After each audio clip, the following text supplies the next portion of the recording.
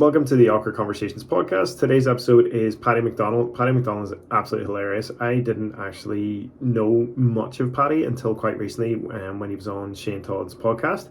And he was absolutely hilarious in it. And I was like, this guy is hilarious. And I went down a bit of a rabbit hole with him, looked at some of his stand-up and also listen to his podcast, the Mudbloods podcast, which he does with William Thompson. William, who's Protestant, and Paddy's who's Catholic, and they have great banter. It's absolutely hilarious. But today's episode is brilliant. Paddy's he's a really honest, really genuine guy, and maybe slightly different from some of our political guests who have to be a bit more reserved. They can't, I guess, be too honest. Paddy is really honest. So we talk a bit about his mental health issues after an attack he had as a bouncer, and we talk a bit about politics, we talk a bit about life on the road as comedians. So it's a really brilliant episode this week. You'll enjoy.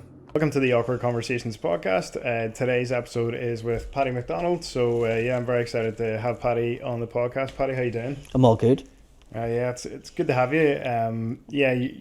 You've had like a meteoric rise in the last, I want to say, 2 years. Is that fair? Is that right? 100% fair to say. Yeah. People say the COVID was a bad thing. The COVID actually was the best thing that ever happened to my comedy career anyway. Started doing comedy in 2010, just basically after I had a bit of an assault on myself and I went into a dark place, and Andrew pushed me into the comedy and started doing stand-up comedy, and I loved it and was doing it for about 10 years, coming up till the COVID happening. Had about 2,500 followers. People sort of knew who you were, but by no means were you as popular as I am today. And then I done a podcast with Shane Todd, and I think it had something like 15 million hits, something like that. That's crazy. And it was just basically a story about my stag do and how I got my tattoo down there and all them different things, and how I got my nickname, and people were like, I need to hear more about him. And it was just like COVID, people were starving to hear stuff about you. And then once it was finished, I was selling shows, and it was just like sell out, and I was going, oh my god, like.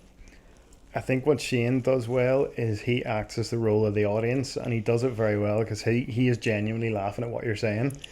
Well, this is what Shane said, and it's sort of part and parcel. Shane knew what he wanted to do in a podcast, but he phoned me up and he was like, see the stuff we talk about off stage and whatever, can we talk about that? Because, and I was like, people mightn't believe it, Shane. He was like, well, we'll just do it and see. And my god, like, it really did, like, it hit home. And his show has went through the roof too, like, not just saying it was just to do with mine, but a big part of that is if you look at like the shows where I've been on, or before that, Jamie Dornan was the biggest hits he had, and then that one, and then just, so he's went through the roof with it too, and he does do it very well. I think Shane's a very good presenter, and he pulls it out of you as well. We have a very relaxed conversation, and it just seems to be comedy gold every time I do it. It's class. I love listening to, like, obviously listen to Mudbloods podcast with you and Willie, which is a different experience from team for me. Yes, I mean Mudblood. Initially, I had asked Kieran Bartlett, who has went on the rise as well, which everybody has here, to be honest with you. There's still a few people to come up who need to come up that should be up there, but Kieran and William would have been in around the level of me, and there was only really Shane Todd and Colin Gaddis that were doing like Ulster Halls, and I went to them too, and I said, just want to do an Ulster Hall between the three of us, and they were like, I don't know if we'll sell it. We were panicking.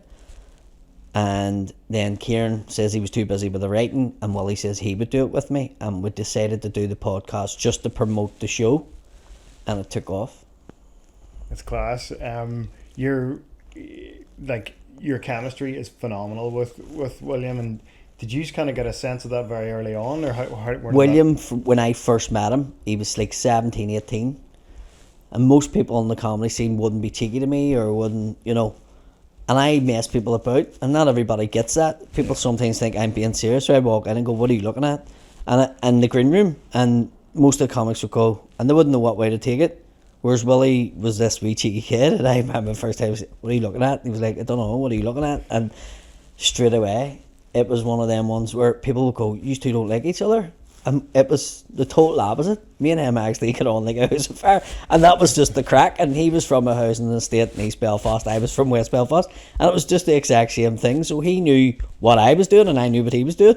But everybody else on the outside were like, "Oh, they don't like each other." No, we actually did, and it does. It really works. And you know, he's the same age as my younger brother, 23, 24, and like, so there's 20 years of a difference between me and Willie, but we have great chemistry, and it just works. You know, it just works, and it just so happens that, you know, he's a Protestant, I'm a Catholic, which helps into the bargain, because I think people seeing that is just like, do you know what, this is a bit of fresh air here for everybody, that there's the two people come together and just have the crack here, and there's no airs and graces about it. I mean, it's not one of them shows you watch if you're easily offended, because we don't hold back. He's disabled, and I'll joke about that and whatever. So it's just a great show, I think. Is there anything you ever say where the sponsor will maybe come back and go, look lads, we need to... Our sponsor's great. Yeah. Our sponsor's Manscaped, which is an American company, and they didn't fully understand the whole process of it, but there's now a guy from here working for them, and he says they love it, like, because they make a clean fortune off us, like, the amount of people that buy stuff off them due to our show. You know, they couldn't believe for the deal that they done with us what they get back, like, needs renegotiated, but no, they're fine with it, like, they're anything goes sort of thing with them. And did you just get that through your agent or whatever? Did you just speak to your agent and say... They had sponsored Colin Gaddis' podcast, Aye. and they basically were asking around, was there any other podcasts worth looking at? And to get us a deal at the very start, like, we had stupid sponsors where there was like a tattoo parlor here sponsored 3 shows, and there was different wee ones like that, and we only really got stuff for it, or maybe food, or, you know, that's the kind of stuff we would have done. So they were the first real big corporate company to come in and go, we want to sponsor the show, and they says we'll give it a go for the first 3 shows, and I think they outsold all the other shows in the first 3 months. That was mental. So that was hard, sort of came about. But as I said, it needs renegotiated, because we've had 1 million streams, and we were only meant to have 50,000 streams for them. 1 million streams? 1 million streams. That's crazy. That's so crazy. Really crazy numbers, like, to have that. And like, this is from 2 years ago when you were... Basically, yeah, well, I mean, the show's just over a year old now. Yeah. So in a year for where we've got to. We're about to announce, when's this go out? Do you know what? Because we're tight for podcasting, so probably tomorrow. Probably tomorrow. Well, we'll have a big show being announced, so I'll not say anything because it's coming out tomorrow. But we've a big show to announce as well, which is a live show, us doing it. So even the fact of that, and we've big numbers in Scotland, like Glasgow, we have big listening follower, and we're over doing gigs in it, and it's just me and him sort of going, like, this is crazy. We only set this up to do a gig, and now we're doing gigs from it. Do you know what I mean? So, aye, brilliant. See, I've always wondered with, like, doing traveling around doing gigs, and you obviously have your material that you use, and then you have obviously whatever happens in the night. You might run with something, or what's happening in the news or whatever. Have you ever said a joke so many times where it loses kind of meaning, and you think, I actually don't know how to deliver this joke again because I've said it so many times, or does it not work like that? I like to change things up. Don't get me wrong, every comedian has its greatest hits and stuff like that. I have individual R shows, so there was stuff I done recently, and Willie says to me, I've never seen you doing that, and I went, that predates even you in the scene, you know, so back a couple of years, and he's like, that's great, that bit, and I was like, it was probably something I used at the start, but then I pull it back and I'll rejig it a wee bit and use it. But I don't even write stuff down. I'm different from the other comedians. I don't write stuff down, and I don't walk in knowing what I'm going to do. I literally be sitting there, and then I go, right, I'm out on stage and see. But I can't do crowd work, so it's one of them ones where I can walk out, see what way the crowd's going, and chat to the crowd and get material if I want, you know. So I'm lucky that I can do that. There's some of the other comedians obviously can't do that, and they need to do other things, but I'm lucky where I can do it that way. And I have so much, like, I've literally hours of material. This year alone, I've done 3 1-hour shows in the first 3 months of this year. I normally only do 1-hour show a year. I'm going to do another hour on the 3rd of June, and I'm doing a different hour on the 18th. So I've set myself. I think I'm trying to find out what my crowd is and what material they want me to do, more so than me. You know, I'm just pushing myself just to see. I have this thing in my head where you're going, is my popularity going to stop? So get everything out and see what way it goes or something. I don't know. So I'm still sort of. It's crazy that it's got till the size that it's got and the stature that I've got, and there's only another place you can go. You just another limit, like. But I'm just going to embrace it and just try. That's class.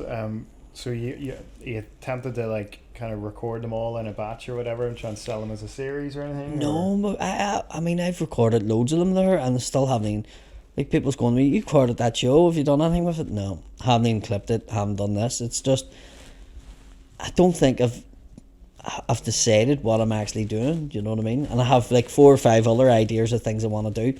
I've sort of picked 5 cities and I want to be big in them 5 cities. Okay. And I think if you make it really big in them 5 cities, you could just tour them in a year and that would be you. You don't need to do anything else.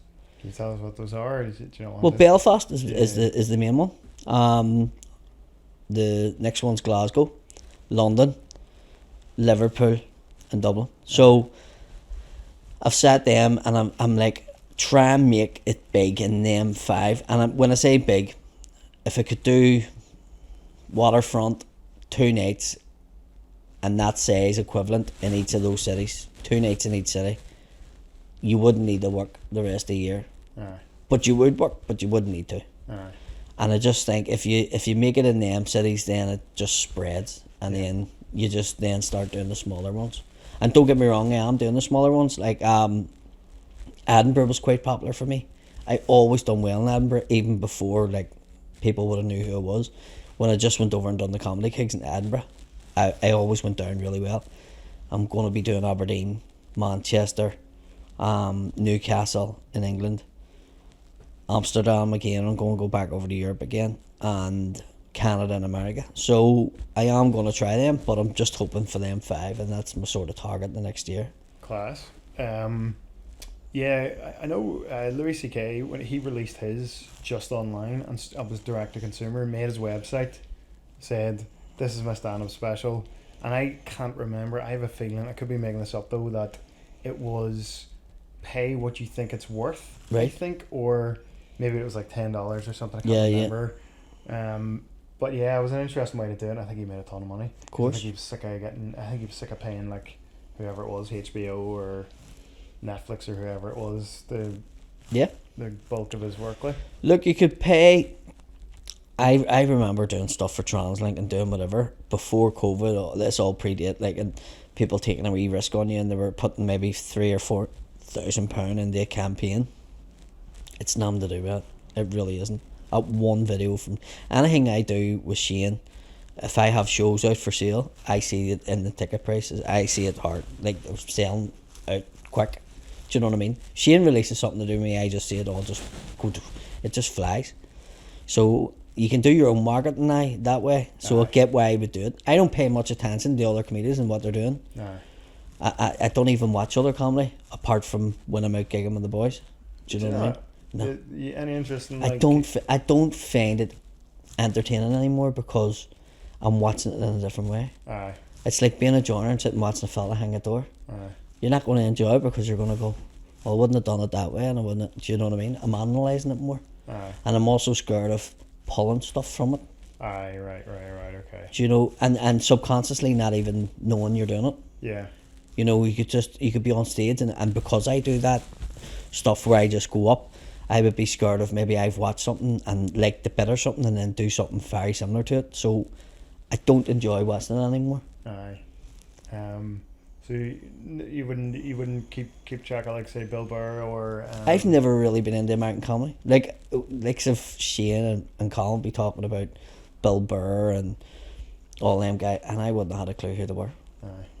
I never paid much attention to it. I'll tell you, the comedians I always watched was Billy Connolly was the main one. Yeah. Bit of Peter Kay, Dave Allen because of my dad when I was younger, and Tommy Tiernan. Aye. 2 DVDs I would have got bought for me, or things bought for me, would have been Tommy Tiernan and Billy Connolly, and that would have been it. And I loved Jim Owen. but I only love watching Jim Owen live. See, I lived in Australia for like 6 years, and I never heard him before I went to Australia, and he's really big. Oh, it's huge. I was talking, we done a thing recently on the BBC together, and he's busting for me to get out. Yeah? Yeah. And I think you do well out there. I think well, you do very well out there. he says to me, if you come out to me, you may not go back to Ireland. Yeah. He is busting his chops for me to go out. So everything's in the process now to go out there. But he sort of says to me, I could bring you out, and me and you could go around the country for a year. Mm-hmm. Yeah. And he says that would be it. Like. Mm-hmm. And he could see it in me. He's great. Jim Owen can make a crowd laugh with his eyebrow, and I just think that's something I don't have.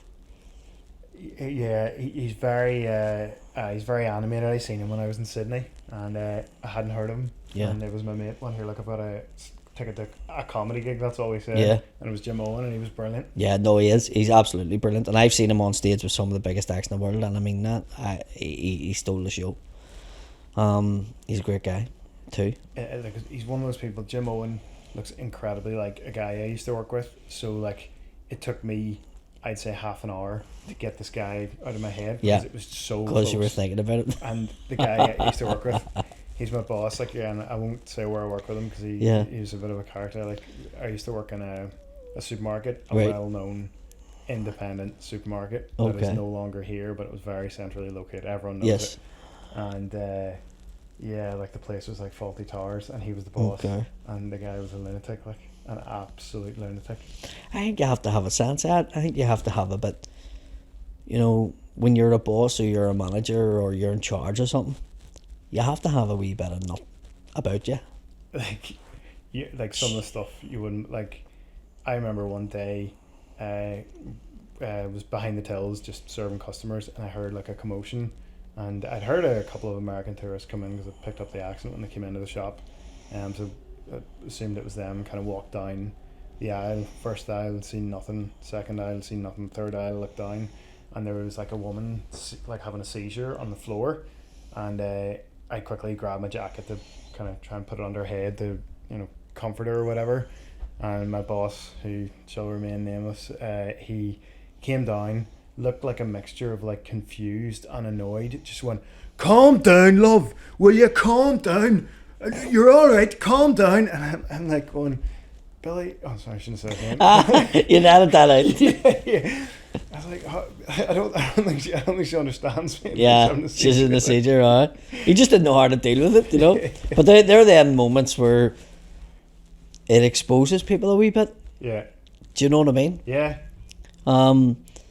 People can have like a real front, and everyone reveals themselves, don't they? Of course they do. A lot of people, like, there's people.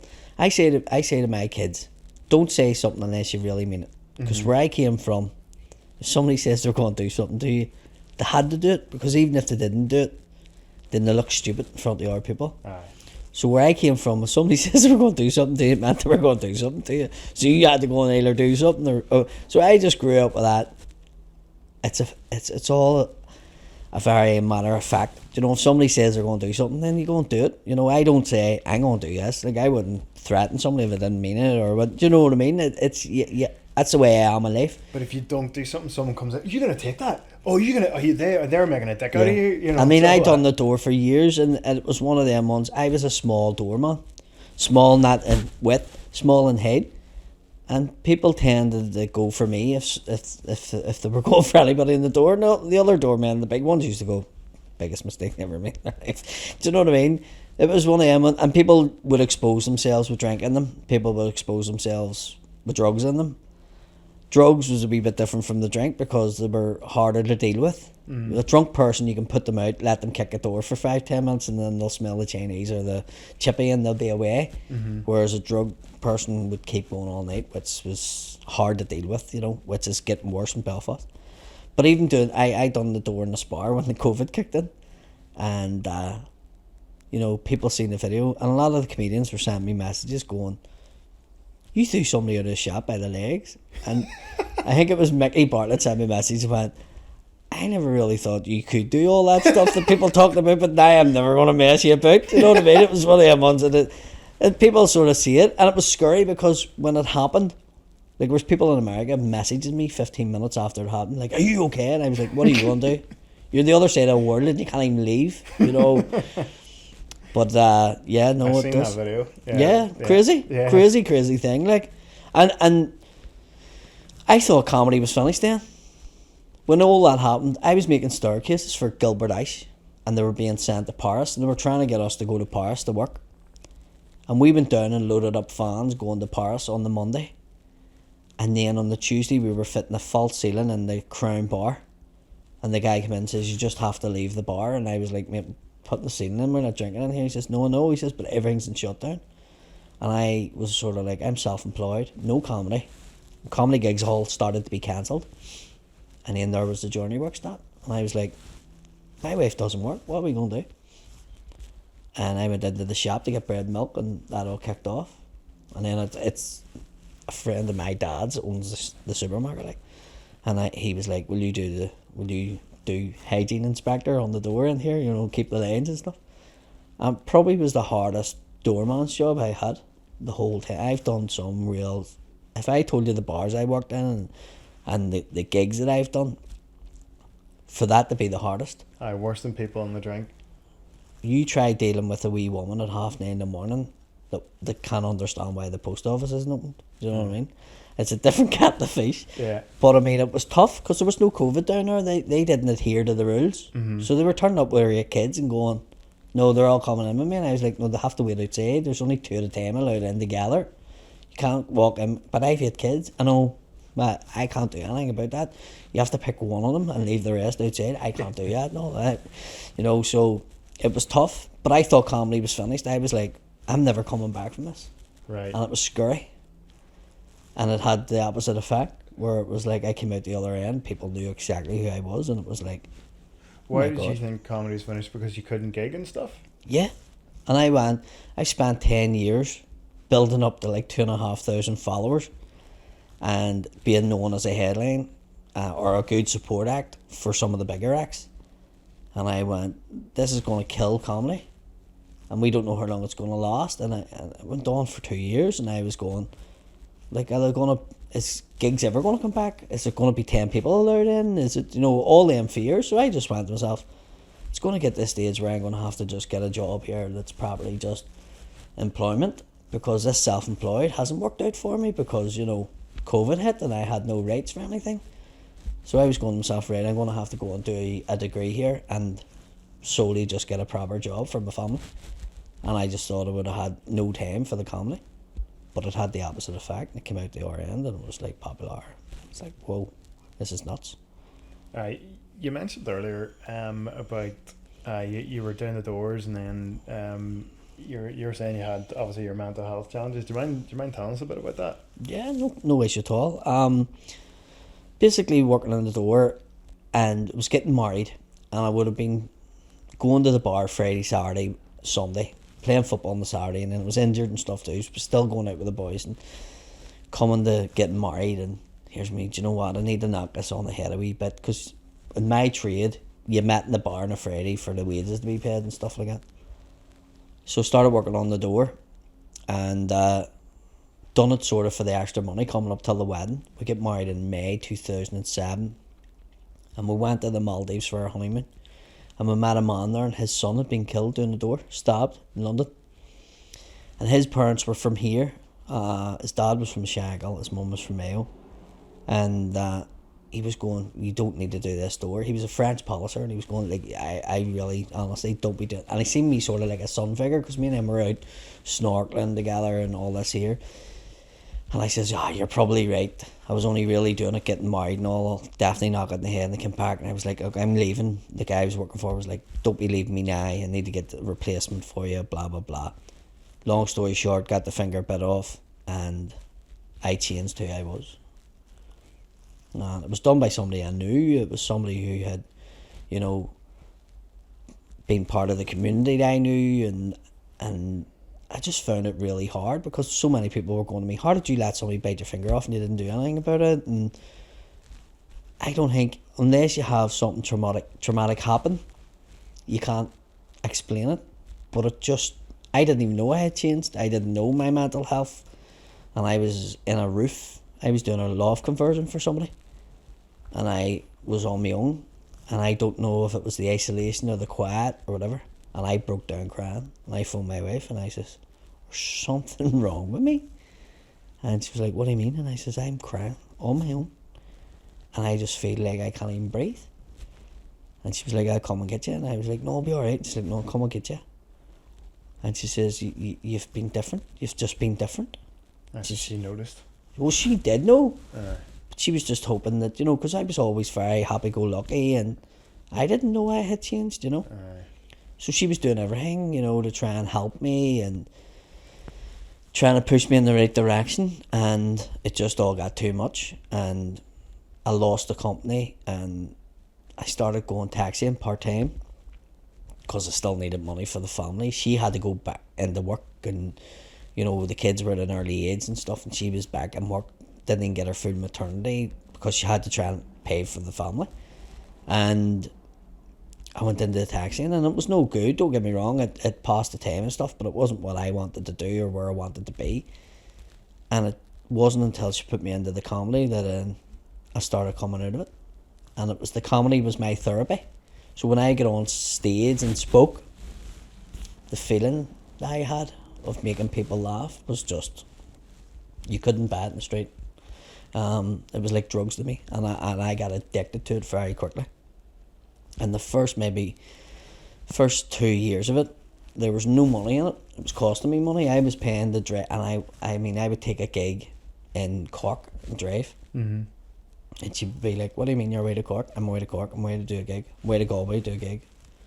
Are you getting paid for it? No. But it was just, I needed my next fix. And it was just whoever would give me stage time, and it was just everywhere. And then it did get till a stage where you would get paid. Now, it wasn't big money or anything, but, you would get paid gigs. But it wasn't enough to live off or anything like that. And then maybe just a year before COVID, it was at the stage where, possibly you could leave your job and maybe do it full time. But nothing major. It would have been a big gamble. But comedy definitely saved me from depression. It's interesting. It's amazing that you find it, and obviously your wife knows you, better than anyone, and she was able to kind of get you in the right direction. Do you ever have? Is there any lingering trauma? Like, do you ever get intrusive kind of thoughts from back then, or do you think that's left you? It can come back at any stage. I mean, during COVID, there was a bit of it where I was like not able to perform and stuff like that, and I think maybe just the popularity going up and people wanting to hear you online and stuff. Now, it wasn't the same, don't get me wrong, but it maybe kept me going a wee bit. But yeah, I mean, that time with the guy outside the supermarket, when that happened and the videos went out, I was like, I wasn't feeling great after that. I didn't like that attention, I didn't like that whole thing, because it brought back a lot of memories of me getting my finger bit off, and he actually bit me in the leg that day. So, and there was a stage where I went over to London to give it a go and to work during the day, and being away from the family. I was maybe over there for, I think it was 18 months or something, on and off, Maybe only seeing the family every 2 weeks, every 3 weeks. And it was no good for my mental health being on my own, because you were sitting thinking you were away from the family and you were getting into dark places. So it's definitely something, I wouldn't say that it's totally away, but definitely it helps when I do the gigs. And it definitely saved me, the gigs and the comedy definitely pulled me out of where I was, because I was in a bad place. It's mad how the isolation can make you real introspective and bring back stuff that's from years ago that can that's bothered you. You don't think it's bothered you, but it's stuck around, and it's in your head because it really, really is.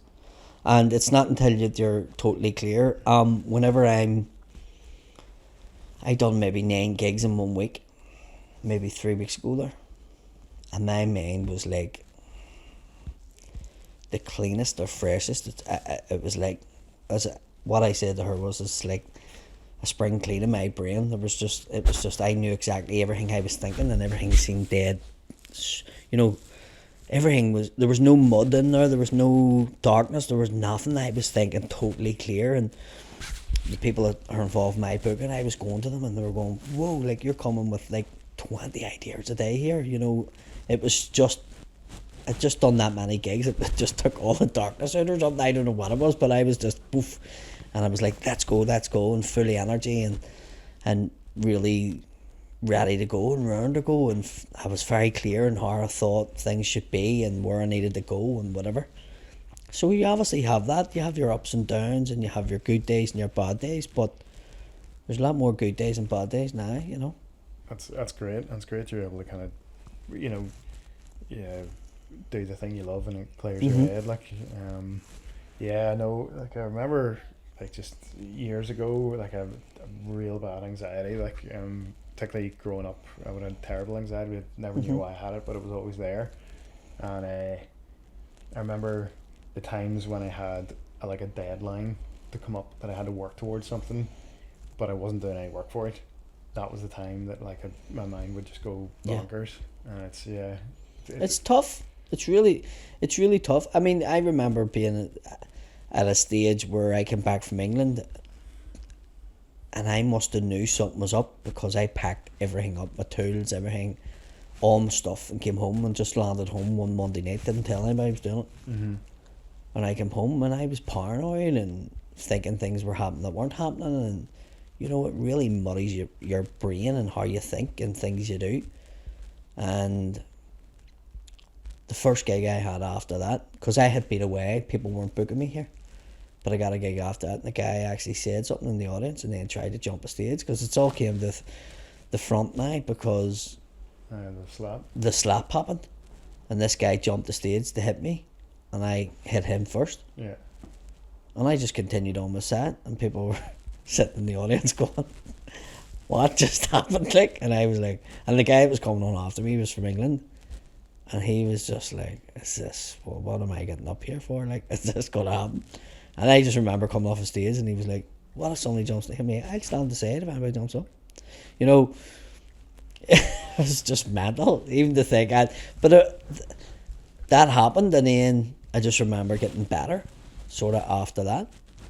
You know, but crazy, absolutely crazy. Do you think either by conditioning or by your natural way of being, when intense, like threatening type situations arise, you have a naturally calm disposition where you can, or not, I don't know if calm's the right word, but like where you can calmly see it for what it is and respond appropriately, as opposed to what other people do? It goes into slow motion, yeah.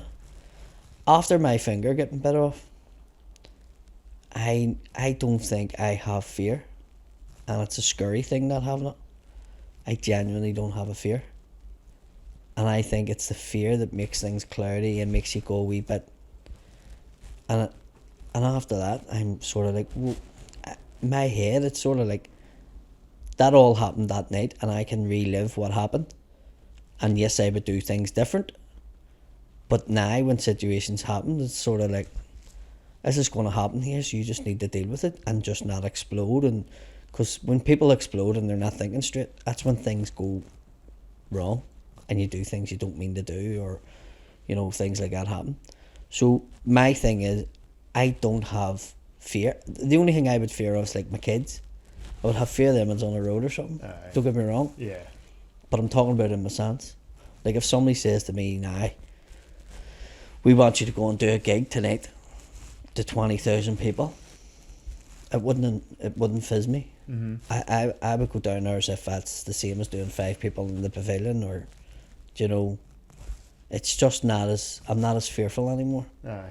If somebody came at me, you know, sort of, and it's probably a bad thing. I don't know if it's a good thing or a bad thing, but it's just something that's built in me now, where the fear factor's gone out of it. That's great. Yeah. Yeah, that's really good. Yeah, it seems like it'll serve you well. You know, like you said, the fear muddies your mind, doesn't it? It does. I think fear makes you panic and makes you do stupid things.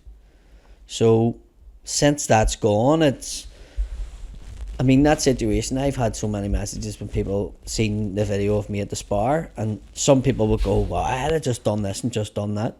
And then I've had so many people saying it and went, do you know what, Paddy, see, when I watched you in that video, you were so calm with him, and so you could have done a lot more, and you didn't. You were just, you know, trying to stop him.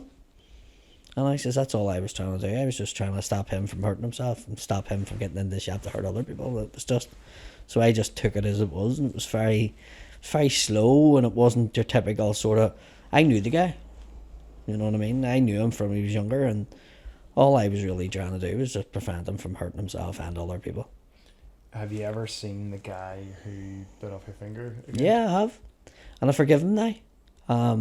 Have you spoken? No. But I have a thing now in my head that religion and stuff like that, it's too complicated for me to say, well, there is something. I don't know what it is. I can't explain it. But I definitely think there's a path set out for you, and there's things happen for a reason, you know? And I think that was meant to happen for me to end up doing what I'm doing now. So for that aspect, I'm glad now that I can put it behind me and I can go, do you know what, I forgive him. Because I also look at it in the same sense, he was a daddy and he had kids. So if something had a really bad happen where he did go to jail or he was found guilty, or would it have been fair and Was he not found guilty? No, he got off. He's found not guilty. So he never admitted to anything, denied the whole lot. Denied a whole lot, yeah, and then got away with it in court. I think they sort of tried to. He was a teacher and his brother was a solicitor, so they tried to make it out that his brother done it, not him. Right. Okay. Because it was the PPS taking them, which was like GBH with intent, which is one down from manslaughter. He'd been a teacher for 23 years. He had a lot to lose, you know, pension ways and job, and you know his his career and his stature of what he done as a teacher and stuff like that. So they muddied the water because the family knew how to work the system, and they knew that it was 99.9%. I had to be sure it was him done it. Yeah. Which it was. Yeah. So all I done was tell the truth. He 4 different statements, worked the system, and then when I went to court, his brother never even turned up, but they made it look like it was him. Right. And the dad got it wrong. And they asked me in court, did his brother do it? And I went, I'm not going to say his brother done it just to get somebody convicted here. Yeah. You know, his brother didn't do it, he done it, and that's just it. But I forgive him, and it was all to happen for a reason. It was a tiny tip of a finger, and you know, now I've got a career that I'm doing, and you know, no harm done. Yeah. No. That's it's pretty shocking, like, story, to be honest. Yeah. Like, yeah. But I mean, the time I think it shocked me that he done it, because like it wasn't even like a fisticuffs between me and him. There was no digging, no. It wasn't like he was wrestling on the ground or something. We weren't wrestling or nothing. All I done was put him out of the building, and his brother was being put out by the other doorman. He was trying to get at the other doorman, so there was no reason for me.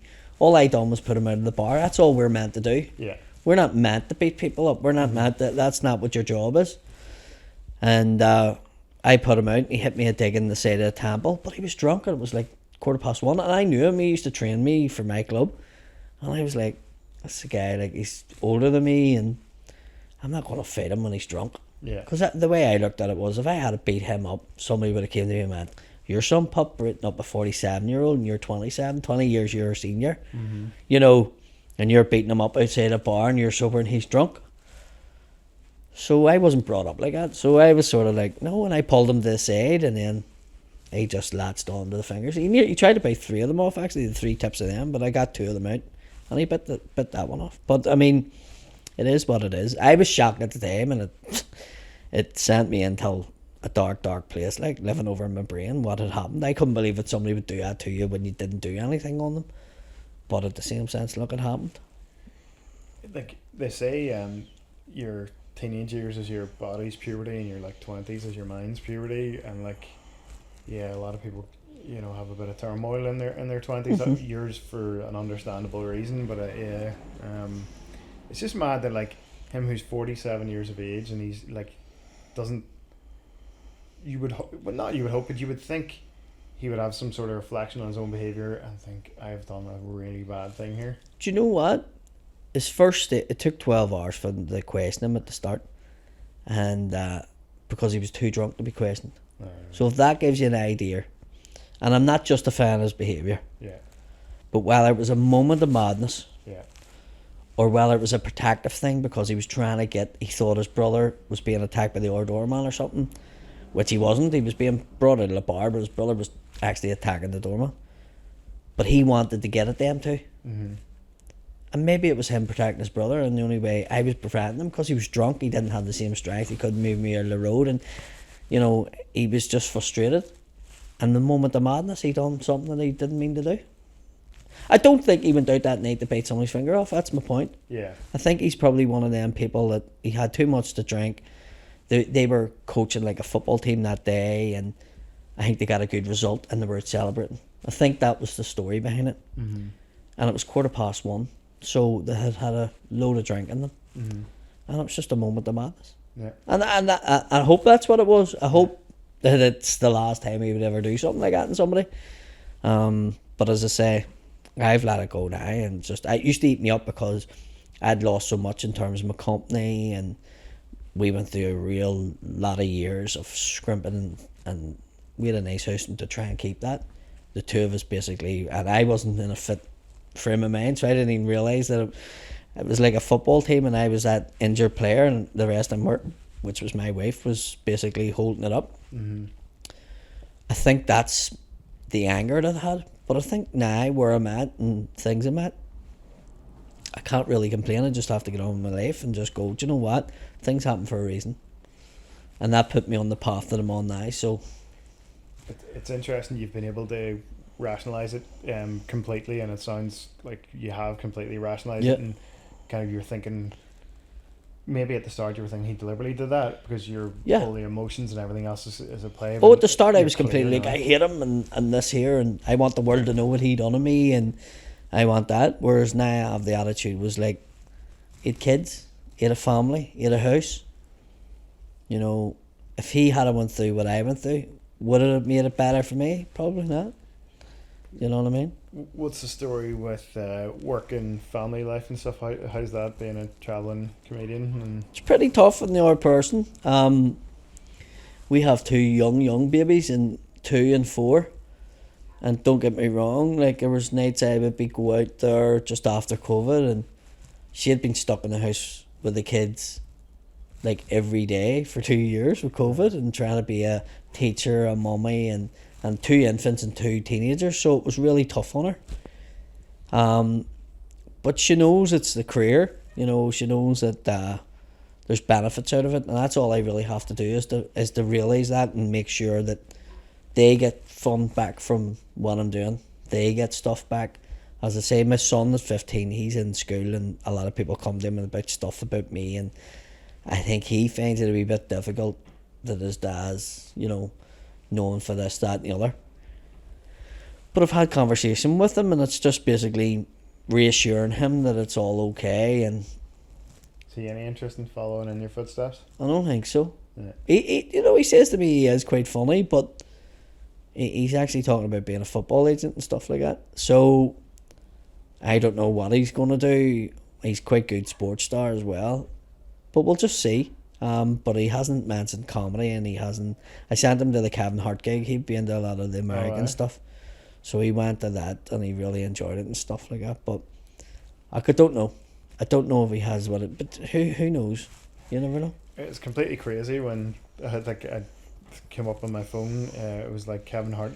Did Kevin Hart arrive in Lavery's unannounced? No.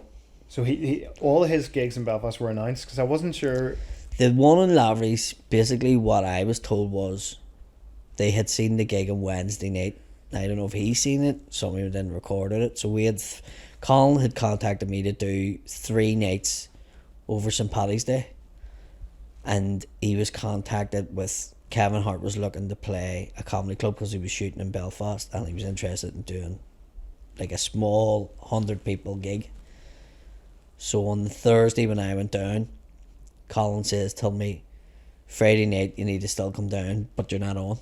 And I was like, what happened? Did I do something wrong? And he was like, no, there's somebody coming in. I was like, who? And he says, I can't tell you, I'm not allowed to tell you. And I was like, what do you mean you can't tell me? And he was like, I just can't tell you. So I was going, well, this isn't just like Paddy Keelty turning up or something. This is, because I seen the security and stuff being stepped up in the place, and them clearing back alleyways for cars to go into and stuff, and I went, this is somebody big. So I mean, I basically googled comedians Belfast, and Kevin Hart came up that he was shooting a movie, and I went, well, that's who it is. Yeah. So on the Friday night we all went down, met up, and then went in, and he literally came in, done the gig and left again. Yeah. And I think he's pretty much done that, all the gigs he's done. Yeah. But it's great to see that he actually sees how good the audiences and the crowds are here Yeah, for yeah. comedy, which is something Colin's built up in Lavery's, like from nothing. But the scene here is absolutely healthy, like, and it's people going to see comedy, like. Yeah, no, it's crazy. And I think the social media, you guys have really played the social media game extremely well. I think that's what's made it. We over here is different from the UK. Like when I went to London, I played 3 gigs 3 nights in a row, and you had only like 7-8 minutes of material. And every night I went, I done different material, but it was all the same comedians, and they were like, "How much material do you have?" Now I'm going back 6-7 years, and I was like, "Probably have about 5 hours of material." They were like, "What?" And some of them were doing it 10 years and only had 10 minutes. And I was like, yeah, back home, like, we only have a couple of gigs, so you have to be on the ball and have loads of material. And they couldn't believe it. So we've all been that, and we've all got a slight wee difference about us. Aye. So there's that wee nucleus of accent here, and it's like a wee cauldron that's just been mixed together, and it's got this stage now we all know, there's plenty for everyone. There's more for more people. It's a healthy scene, because comedy's subjective, and people, it's you like it or you don't. It's like food. Not really into that food, but I like that one. That's the way comedy is. Do you think, or do you ever see comedians who are just starting out and just for whatever reason they're pretty brutal and maybe comedy's not their thing? Do you think, is anyone going to sit them down and tell them, or do you think it's just life will tell them when... Nobody sort of sits down and tell, but I think there's a terrible thing now in comedy where there'll be people who aren't that good will get opportunities because of the lack of, say, females. We have some real funny females here, like we have Diona Doherty and Teresa Livingston, Sarah Jade Davison, Brona Diamond's coming through the ranks. Real funny females. Females don't tend to get up and do comedy as much as men. So the open mics, you would have had 9 men and 1 woman every 2 months. I don't know what it is or why it's like that. But there could be somebody who's in England. I know this for sure, that there's a few women comedians have got pushed and they're way too early. Right. Like they're not ready for it. They're really not ready for it, and they get exposed sometimes because of that. And that's for everybody. Like I would say it took me a good 6 years to really hone my sets till that I sort of really knew what I was doing. So it's like an apprenticeship in comedy. I'm in it 12 years now, and I would like to think I know a room, I know a crowd, I know how to work it, I know when to say, when to get off stage, when to be on stage, when to push it, when to not. And don't get me wrong, everybody has a bad gig every now and again, but it's definitely something you have to learn. There is a process to it. Every now and again you'll get somebody that comes through and they'll be absolutely amazing from the start, but that's 1 in 50,000 acts or something, and then something could happen for them and then they just stop. An example, Al Porter down south, within a year he was on TV, and he was that good. Yeah. People ask me, he was that good. I seen Al Porter's 3rd gig, and I remember going, there's no way that's his 3rd gig. He was that good. And then everything that happened to him. But Were people saying that about you? What's that? That you were, straight out of the gates, I obviously had something, but if I look back on it, there's no way I was as good as I. So you think you're very different from where you are now to... Oh, completely. Yeah. Completely. I mean, the basis of it was there, but definitely it's like a fine wine now, whereas I've had all them years of seeing and knowing. I mean, to start out, I'd done lots of different things, pulled balaclavas on and used props, and you just were doing anything to try and get people, but I didn't really know what I was doing, that way.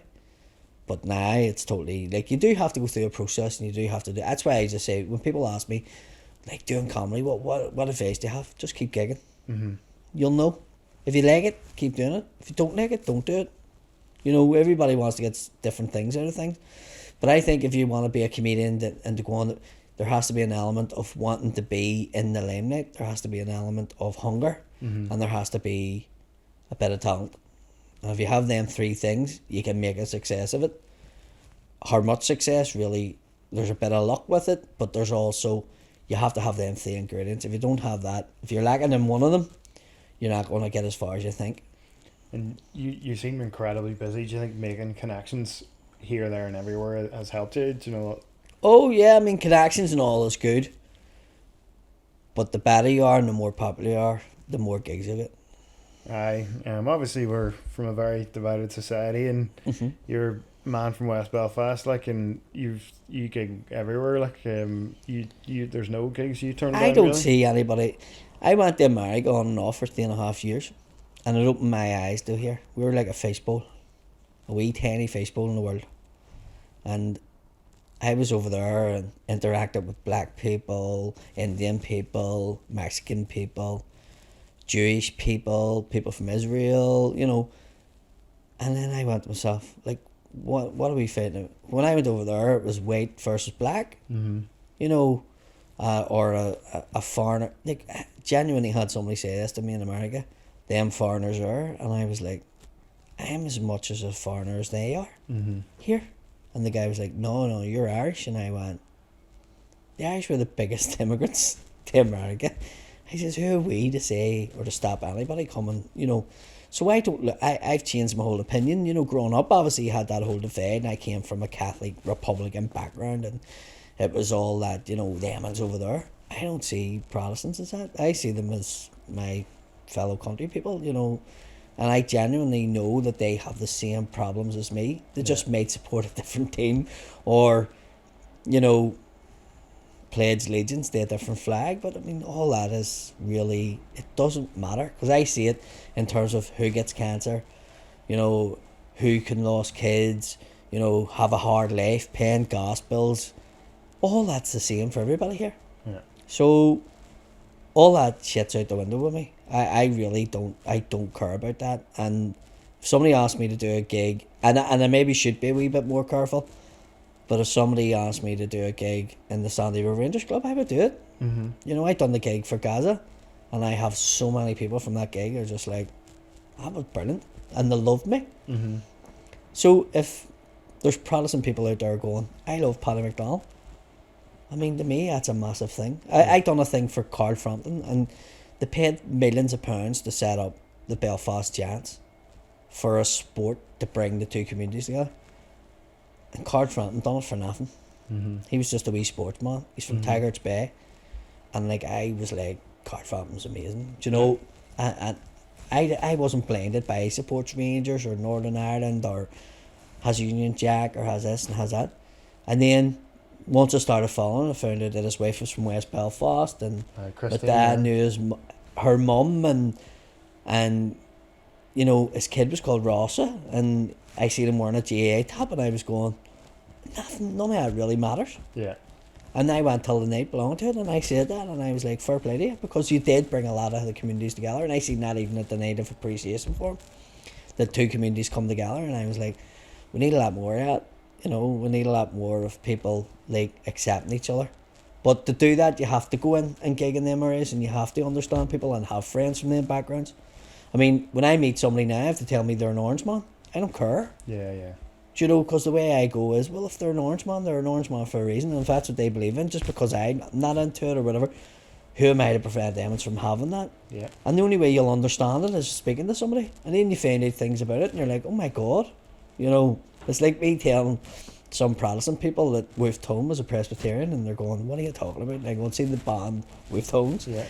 They're named after a Presbyterian that fought for Ireland, and they're like, what do you mean? And I'm like, well, you know. Yeah. So there's a lot of probably a lack of education, to be honest with you, between the two communities, and a lot more of that understanding needs to happen. So it's funny you should say that, because yeah, like, one thing I've noticed more than anything is that my quite nationalist mates who are quite nationalist or Republican, whatever way they designate, they're very good at remembering the injustices levelled at the nationalist Catholic community, but they're not very good at maybe remembering the things that the IRA did or whatever, which, you know, were not exactly, you know, nice or whatever way you want to describe it. And then I have my unionist or loyalist friends, whatever way they want to designate, is they're extremely well versed in what the IRA did. Yeah. But wouldn't be able to tell you, you know, that all the injustices, you know, there was no one man, one vote. It didn't work like that. It was gerrymandered to be, you know. I mean, Presbyterians in Ireland were treated as poorly as the Catholics. Yeah.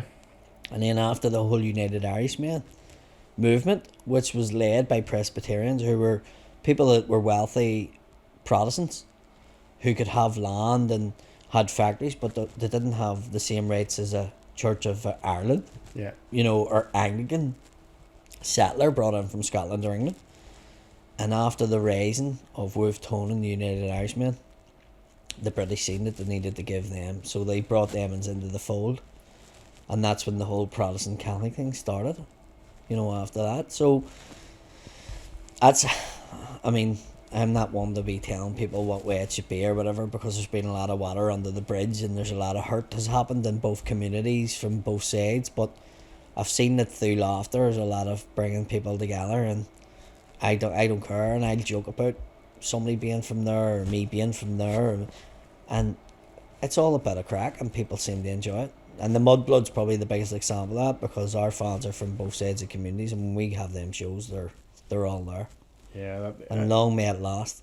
Yeah, it's class. Like it's a really, really good podcast. Like your chemistry is ridiculous. Somebody joked that I should run for election, and I says I wouldn't have the money to do that. Like, but would it be voted in? I don't know. It would be an interesting thing, but through the whole. But I just see everybody has the same problems. I know there's somebody sitting in a Protestant area has the same problem with me, with their kids, clothing them, getting them everything you want, and keeping gas and electric in the house. Do you know what I mean? Yep. So, well, look, Paddy, you've been very generous with your time. No problem. We've got a set of questions we normally ask all our guests. We could probably guess them maybe the first answer anyway. But voting rights for 16-year-olds. Definitely. Favorite film or TV show you're watching at the minute? I don't get to watch much TV. Yeah. Believe it or not. It wouldn't surprise me. You're a busy man. Very, very busy, and you always end up trying to put the kids to bed, and I'm trying to train early in the mornings because it's the only time I can do it, so I try and get to bed early. Favourite film of all time? Probably Braveheart, maybe. Yeah. Love Braveheart. Love the film. Probably a typical answer as well. TV show that I've always... Sopranos probably the best box set I've ever watched. Sopranos, I think I've seen it about 6 times. It's incredible. My wife, her family all moved to New Jersey and stuff like that, and her aunt's house that was the back end of the Bada Bing. Oh yeah? And they would have been filming there while I was there. No way. And we didn't go and watch live filming or anything. Like, it was all happened in Kearney Avenue and stuff. All where her family is. Never took any interest in it until I came back from America, and her mum was watching it, and I was like, what's this you're watching? It's like Sopranos. And I knew it was big in America, but never had any time to watch it. And I watched it, and I was like blown away by it. Like, your man's performance, James Gandolfini, was just like I think it's a great cast, like, in fairness. Oh yes, I mean, I would be a liar to say that it was just for him. I love Paulie in it. Paulie is brilliant. Yeah, I loved his character. Although I didn't like him, yeah, I liked this character. Yeah. It was one of them things. So that's probably my favourite box set of all time. Favourite musician?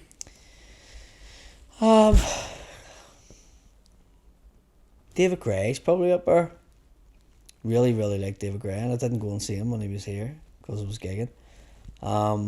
Prodigy, I loved the Prodigy growing up. I don't listen to them as much as I used to. And the Oasis and Richard Ashcroft probably. Oh, nice. Yeah. All of a certain era. Yeah.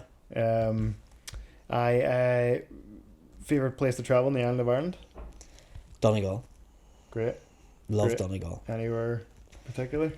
I used to spend a lot of time in Loughanure and in and around there, but last year we were up in Downings and I loved it. Oh yeah. I loved it. It was beautiful. Class. Really, really lovely part of the country. Always threaten that I'm going to buy a house up there, and I say to my daughter, you're going to come with me, and she's like, no I'm not. She's the one at 12. I'm like, you're coming with me to Donegal. I think my love of Donegal came from going to the Gaeltacht every year. My mum would send me up there for 3 weeks. You speak Irish? Oh, you do, 'cause you did a gig in Irish. That's right. I forgot about that. Yeah. So, my Irish isn't as good as it used to be when I was a teenager. Mm-hmm. I would have been fluent like back in the day, but my kids are in the Irish school, and the other day now I was doing stuff with my daughter, who she's in secondary school, and she had an oral coming up, and I was reading the questions out for her, and she was going, "Oh, Daddy, you're doing really well." So every now and again I can, but it's definitely a language you need to be speaking every day. Aye. You know. I think you're happy enough with the did you go to the march or anything on the? I didn't even get to the march, no, because my son's playing for Antrim, and we're running him up till a match, and I never even got. It's just you're spreading your time above everything. But I had been in a march previous for it, you know, and definitely would have been something that I should have been at, but I just didn't have the time to get to it. Sure, it's like everything. Life just gets busy, doesn't it? It does. I was at it on Saturday. Time gets away. Was Saturday, yeah. Yeah, I was at it on Saturday, and seen the Alliance party out there, and they put up their support of it or whatever, which I thought was really nice, and then they got a ton of flack for it. Like they have really. Do you know the Alliance have got a real lot of stick from one side of the community, in a sense, one part of the community, for their support, but I sort of go, is that not what the Alliance Party's about? Mm-hmm. And then what they're trying to do is find a middle ground and try and have a party for people that don't want to attach themselves to one side or the other. Do you know what I mean? So when they do that, they're getting ridiculed, but it's sort of like part and parcel of what they're about. Yeah. You know. And like Naomi Long, I think, is the most impressive politician. I think probably in the UK, if not further. Like I think she's really impressive hearing her speak. Very, very, very good. And I've listened to her on loads of subjects. For to take that seat in East Belfast, like, yeah, it's massive. Yeah. No, I think she's brilliant now. I'm actually interviewing her husband tomorrow, Michael Long, Lord Mayor. Because the thing that I struggle with is that with people, the Alliance voters, it's like my Republican mates that say, "Oh, it's a Unionist party." I was like, no, it's not. And then, but this is their problem. Then the Unionists will say, "Oh, they're a Republican party." Like, no, they're not. Yeah. It's they're trying to be that middle ground party for people that aren't that. And in an ideal world, this would be the party to vote for. Yeah. But you have that element of both sides. And as I say, I try not to get into politics. Some people tend to think you're maybe thick. Some people are surprised when they find out that the level of education that I do have, because I play a fool maybe. People go, "Oh, but he's this and he's that." Where I grew up, you had to be careful to even say you liked the band. It wasn't, I would have listened to a wee bit of Led Zeppelin and AC/DC when I was a kid, but I wouldn't have told some of my mates because it would beat you up. No way. Do you know what I mean? It was sort of like, because it wasn't the Wolf Tones, and it was. No, I mean they would have listened to just rave music and stuff like that, but there would have been like anybody in our school that would have had a bit of long hair, more DM boots, would have got a bit of a kick in because they would have been seen as a bit of a nerd. But I mean, I used to listen to a bit of Santana and all, because my mummy would listen to a wide range of music, and but I wouldn't have told them in school because it wouldn't have been cool anymore. Yeah. So I think some people then tend to think that you're a wee bit this, not the other. I played the card I had to play in my area to keep me alright, you know what I mean? That sort of was one of them ones. But so sometimes people, I've spoke to a few politicians and they'd be quite surprised when they have a conversation with me, or people do sit down and have a talk with me. Like Jamie Bryson's probably the biggest one. We were talking about that just before the start. Once he met me, then that was it. There was no more slobbering to me on Twitter, and he sort of appreciated me for what I do. Yeah. And we had a very interesting, quick conversation, but I think he was surprised when he met me too. And like, I think that is something I got a lot of flack. It was hilarious. So I put up just before I was meeting Jamie, about to interview Jamie Bryson here, comment below what questions I should ask. Respectful comments only. I'm not exaggerating. I got about 1,000 comments. It's the most commented post. I'll enjoy my time. But I love Glasgow as a city. Maybe not for a summer holiday, for a summer holiday. I used to go to Turkey quite a bit and then sort of fell out of it a wee bit. So like Spain and stuff like that. So there's nowhere really in particular. I love Paris as a city too. Jamie Bryson says Spain as well. Is that right? Yeah. There you go. May end up in Spain with Jamie. Go away for 2 weeks. There's a programme for BBC. That would be a NI, BBC wouldn't it? programme, Well, no, 100%. Jamie and Paddy and Santa Ponza, Magaluf. That'd be unreal. I think he would know what to do. That So has legs, he'd like you, and then you would be. Yeah, no, do you know, He does genuinely. like you, I think, from the looks of it. Yeah, and when I met him, like I didn't like him before I met him, and then I met him, and I was like, I think I was wronger. Do you know what I mean? There's something in him. There's definitely good in him. I can see it in him. Aye, that's it. Like we end up seeing these politicians on, on usually we, get our news on our phones now, but like we see the politicians online and they're making some 5-second statement, and you think that's the entirety of their character because you see the very similar 5-second statement the next day, and the next day, you think this person's a knob, like, but actually when you meet them, they're probably not. Yeah. Well, look, thanks very much, Paddy, No for coming on problem. the podcast. 100%. Much Thank you for appreciated. having me. Yeah, look, if you've got any gigs coming up, you've got one, but you can't announce it just yet. The one for the Mudblood I can't announce, but I have a tour starting on the 30th of September with 14 dates all around the country. Then leading up to the 2 shows in the waterfront. The first one in November sold out. And the one on the 9th of December, very little tickets left. A gig coming up in the Limelight here on the 18th of June. I think there's 10 tickets left for that. I have an outdoor gig in the Dark Horse that's sold out. So, quite busy. And where do we get your tickets? Go on to shang.net or Ticketmaster.ie. Brilliant. Entertainments24 has a profile for me, so if you type in Paddy McDonnell tickets, I think one of them 3 things will come up.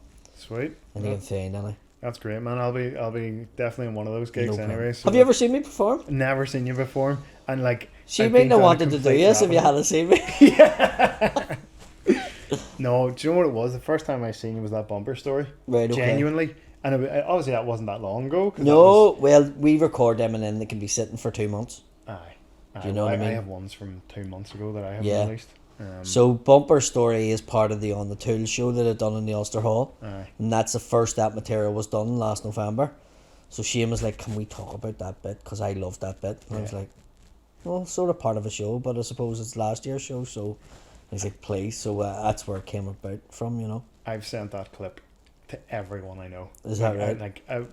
Even the point where I know it was on TikTok, and then I couldn't find it on TikTok, so then I just went to the thing, and they scrolled to like 50 minutes into the episode. You're talking about it was Gouts Out or something, that episode, and I sent it to like everyone. I was like, this is the funniest thing. And then the recent one with the 5 brands has went through the roof. That's like that was being tweeted by Lad Babel and stuff like that there. So it's one of them ones where I don't know, me and Shane, I don't know what we'll do.